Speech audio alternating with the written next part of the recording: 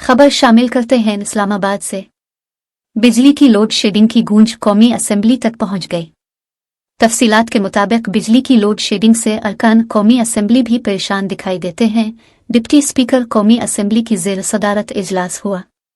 Deputy speaker कौमी assembly ने ruling दी कि मुल्क के मुख्तलिफ इलाकों से कई रोज से बिजली गायब है, लोड शेडिंग शेड्यूल के मुताबिक की जाए।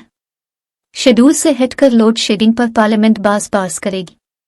मुस्लिम लीग नून के रुकन असेंबली राना तनवीर हुसैन ने बताया कि 2018 से कबल 20 घंटे लोड शेडिंग होती थी, जबकि चेयरमैन PSC नूर आलम खान ने लोड शेडिंग और मुतालिका वजीर की गैर हाजिरी पर एहतजाज करते हुए कहा कि बिजली के नर्ख बढ़ रहे हैं लेकिन बिजली फराहम नहीं की जाती।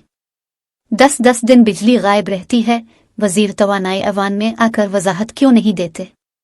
याद रहे कि मुल्क के मुख्तलिफ इलाकों में 10 घंटे तक बिजली की लोड शेडिंग की जा रही है। मुल्क में बिजली की मजमूई पैदावार 20,540 मेगावाट जबकि तलब 26,700 मेगावाट है। बिजली की कम पैदावार और तलब बढ़ने पर शॉर्टफॉल 6,160 मेगावाट तक पहुंच गया। लाहौर रीजन में लेस्को को 800 मेगावाट बिजली के शॉर्टफॉल का सामना है।